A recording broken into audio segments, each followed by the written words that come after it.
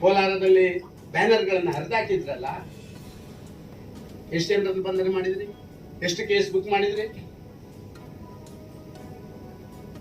ಸಿದ್ದರಾಮಯ್ಯ, ನಿಮ್ಮ ಫೋಟೋ ಇರುವಂತ ಎಲ್ಲಾ ಬ್ಯಾನರ್ಗಳು ರಾಜ್ಯದಾದ್ಯಂತ ಹರಿದು ಹೋಗುವಂತ ದಿನಗಳು ಬರ್ತವೆ.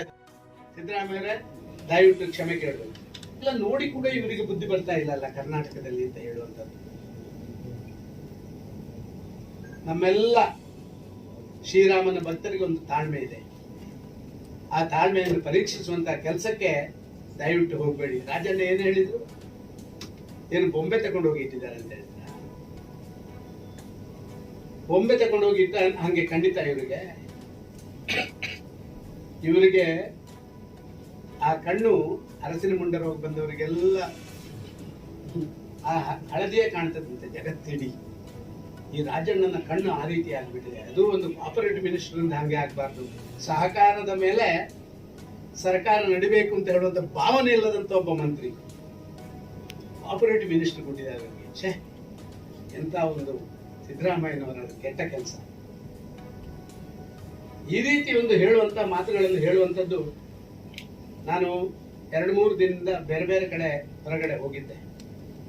ಸಾಮಾನ್ಯ ಜನ ಕೂಡ ಮಾತಾಡ್ಲಿಕ್ಕೆ ಪ್ರಾರಂಭ ಮಾಡಿ, ಇದನ್ನು ಇನ್ನು ಹಿಂಗೆ ಬಿಟ್ಟರೆ ಆಗುದಿಲ್ಲ, ನಾವು ಬೀದಿಗೆ ಇಳಿಬೇಕು ಅಂತ ಹೇಳುವಂತ ಮಾತನ್ನು ಜನ ಮಾತಾಡ್ತಾರೆ. ಅದಕ್ಕಾಗಿ ಈ ಪತ್ರಿಕಾಗೋಷ್ಠಿಯಲ್ಲಿ ಮಾಡ್ತಾ ಇದ್ದೇನೆ. ಸಿದ್ದರಾಮಯ್ಯ ದಯವಿಟ್ಟು ಕ್ಷಮೆ ಕೇಳಬೇಕು. ರಾಜಣ್ಣ ಹೇಳಿದಂತ ಮಾತು ಅದು ಸರ್ಕಾರದ ಮಾತಲ್ಲ, ಅದು ಪಕ್ಷದ ಮಾತಲ್ಲ, ಅದು ನನ್ನ ಶಿಷ್ಯನ ಮಾತಾದ್ರೂ ಕೂಡ ಅದನ್ನು ನಾನು ಖಂಡಿಸ್ತೇನೆ ಅಂತ ಹೇಳುವಂತ ರೀತಿಯಲ್ಲಿ ನೀವು ಮಾತಾಡುವಂತ ಕೆಲಸ ಕಾರ್ಯಗಳನ್ನು ಮಾಡಬೇಕು. ಅದು ಆ ಮುಖ್ಯಮಂತ್ರಿ ಸ್ಥಾನಕ್ಕೆ ಗೌರವ ತರ್ತದೆ ಅಂತ ನಾನು ಭಾವಿಸ್ತಾ ಇದ್ದೀನಿ. ಕೋಲಾರದಲ್ಲಿ ಬ್ಯಾನರ್ಗಳನ್ನು ಹರಿದಾಕಿದ್ರಲ್ಲ, ಎಷ್ಟು ಜನರನ್ನು ಬಂಧನ ಮಾಡಿದ್ರಿ? ಎಷ್ಟು ಕೇಸ್ ಬುಕ್ ಮಾಡಿದ್ರಿ? ಸಿದ್ದರಾಮಯ್ಯ, ನಿಮ್ಮ ಫೋಟೋ ಇರುವಂತ ಎಲ್ಲಾ ಬ್ಯಾನರ್ಗಳು ರಾಜ್ಯದಾದ್ಯಂತ ಹರಿದು ಹೋಗುವಂತ ದಿನಗಳು ಬರ್ತವೆ. ದಯವಿಟ್ಟು ಇವತ್ತು ಎಲ್ಲ ಸರ್ಕಾರಿ ಯೋಜನೆಗಳಲ್ಲೆಲ್ಲ ನಿಮ್ಮ ಫೋಟೋ ಇದೆಯಲ್ಲ, ನಿಮ್ಮದೊಂದು ದೊಡ್ಡ ಫೋಟೋ, ಸಿದ್ದರಾಮಯ್ಯದೊಂದು ಸಣ್ಣ ಫೋಟೋ, ಯಾವುದೋ ಮಂತ್ರಿ ಇದ್ದ ಅದರದೊಂದು ಚಿಕ್ಕ ಫೋಟೋ.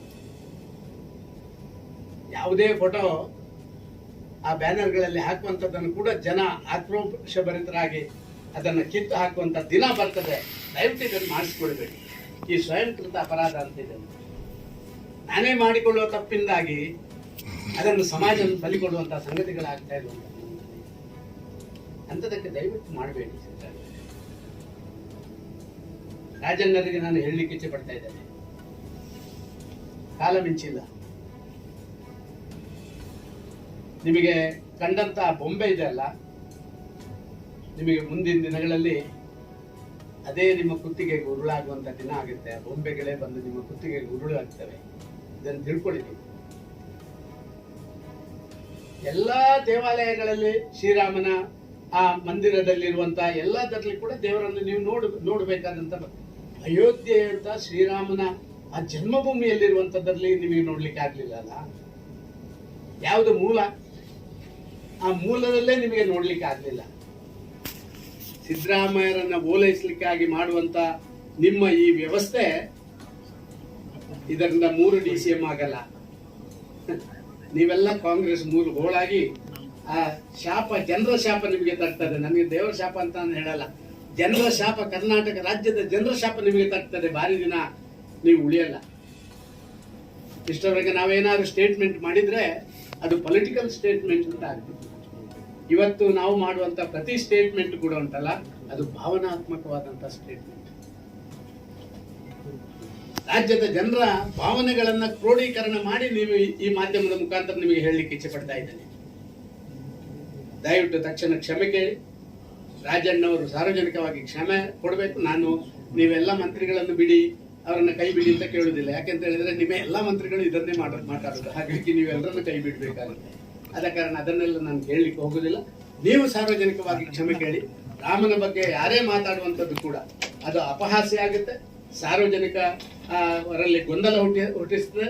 ಸಾರ್ವಜನಿಕರ ಆ ಅಶಾಂತಿ ಅದು ಭಾರಿ ದೊಡ್ಡ ಒಂದು ಕಿಚ್ಚಾಗಿ ಪರಿವರ್ತನೆ ಆಗುವಂತ ಎಲ್ಲ ಸಾಧ್ಯತೆಗಳಾಗ್ತವೆ. ಇದನ್ನ ದಯವಿಟ್ಟು ಕೈ ಬಿಡಬೇಕು.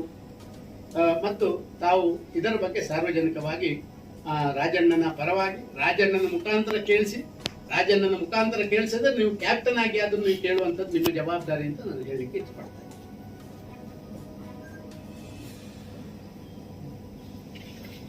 ಸರಿ, ಕಾನೂನು ಹೋರಾಟ ಏನ ಮಾಡ್ಲಿಕ್ಕಾಗಲ್ಲ.